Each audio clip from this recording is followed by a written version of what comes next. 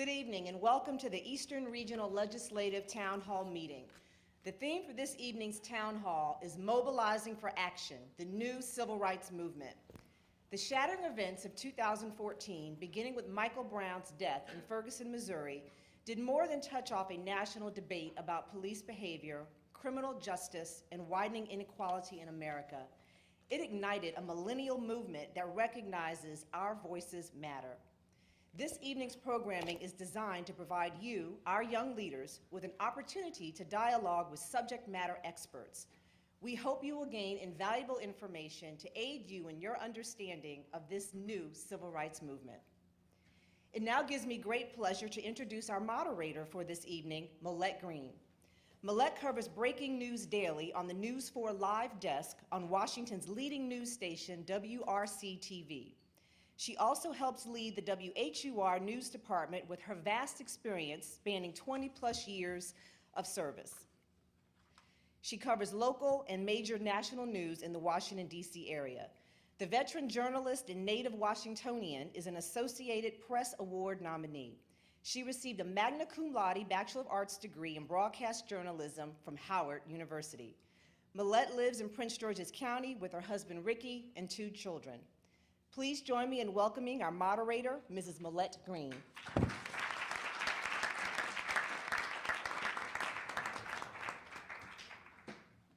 Well, good evening, everyone.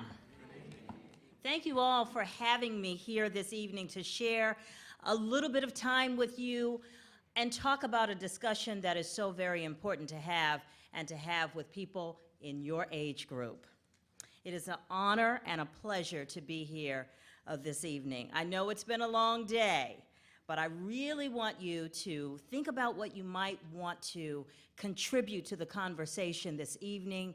We've got a wonderful panel, but we also want to hear what is on your mind and how we can use our expertise to help forward our discussion and eventually our activism, right? Everybody is asking questions and talking. You know, when the incident in Missouri happened with Mike Brown, when the videotape was released in New York City with the police officers and the chokehold death of Eric Garner. We have been talking about it and wondering, what do we do about this? And when you see the activism in the streets, and I've covered several demonstrations here in Washington, you know, the elected leaders, the police, law enforcement agencies, really had to take notice. The mainstream media had to take notice and take the situation seriously. Oh, it's not just a bunch of kids holding up traffic. These young people have a message, and they're calling this the new civil rights movement. So what does that mean? That's why we're here, to talk about this. And of course, we have a wonderful diverse and expert panel here from backgrounds that can share in making sure that we have not just a discussion, but a discussion that has the potential to enlighten us to be more active. So let's get to our panel and introduce you to everyone this evening. Injil Muhammad is CEO and founder of Nationwide Tax Solutions Incorporated. Headquartered on Madison Avenue in New York, his firm specializes in tax strategy and IRS problem resolution. We all need that.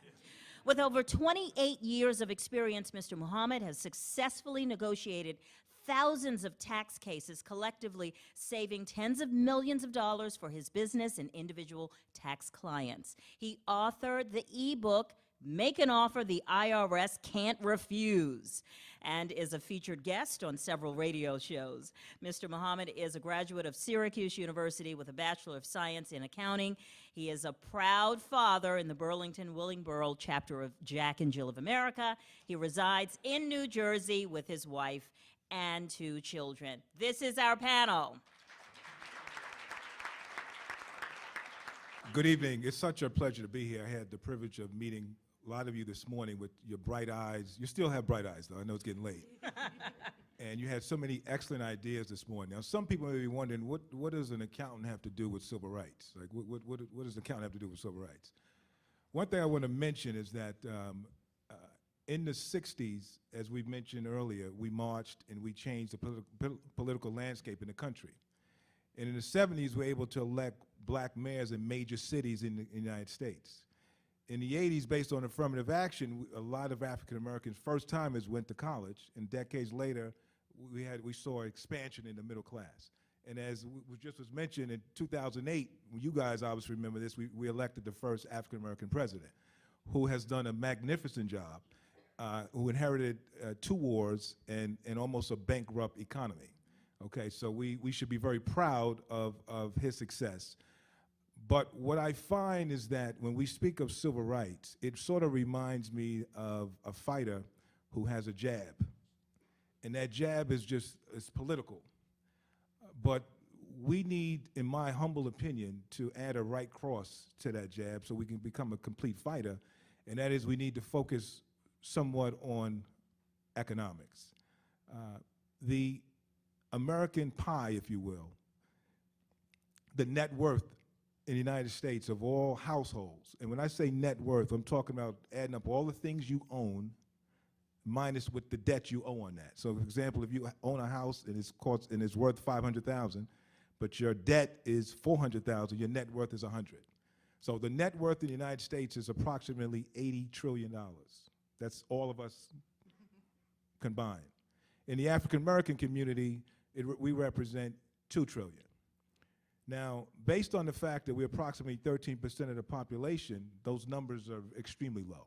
We should be around the 11 trillion number. So we have a wealth deficit, and this wealth deficit impacts civil rights because, yes, we've made progress, we should be very proud, but we should not ignore the role of economics in our struggle. America is a beautiful country, but without economic power, you're a guest in America. It's like being in someone's home and you're allowed to go in certain rooms, but you have no ownership.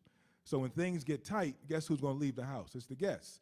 So we have to make sure that you young people who have the opportunity, the Reverend said something very profound this morning.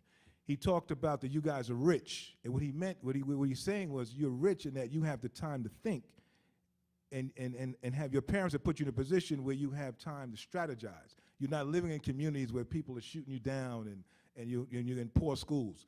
So you, the grandchildren of the civil rights movement, have a responsibility to not only continue the great work that has been done by Dr. King and many others, but also continue where Dr. King was headed, and that was economic equality.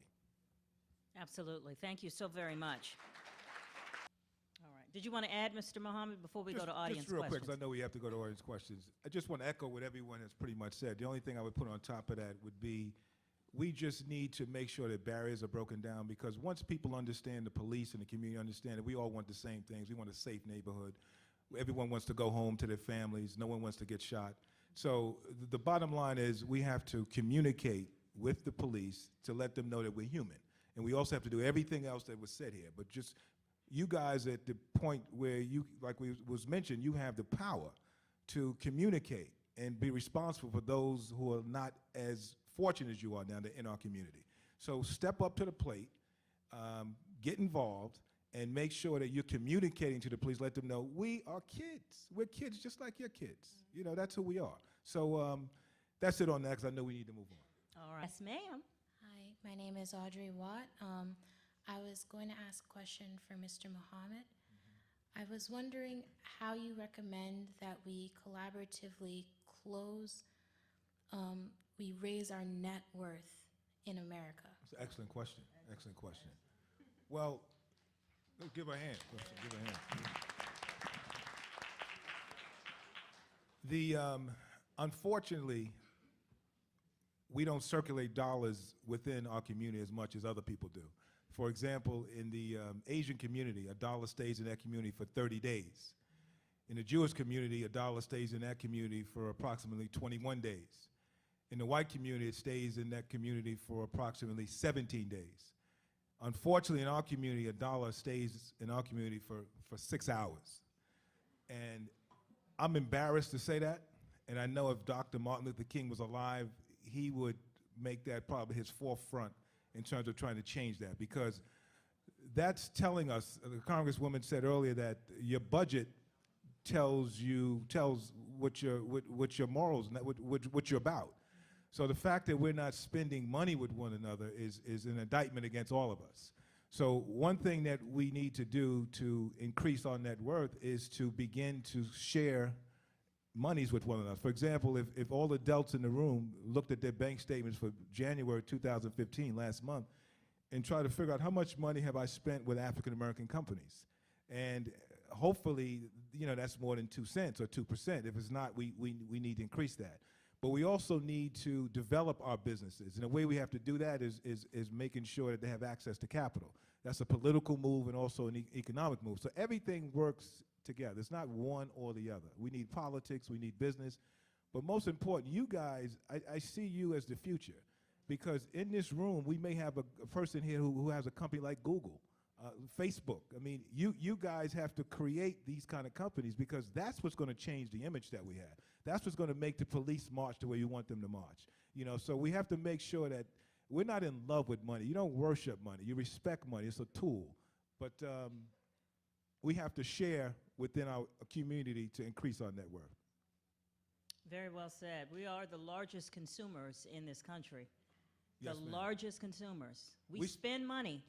1 don't- trillion. It's Yeah. predicted that in 2015 we're going to spend $1 trillion. African African-Americans. Americans in particular. Yeah. African Americans, $1 trillion. So we have to, you guys have to change that. Don't follow in the example. If it's not a good example, adjust it. Take the good that we give you, but if we went astray, correct it, because that needs to change.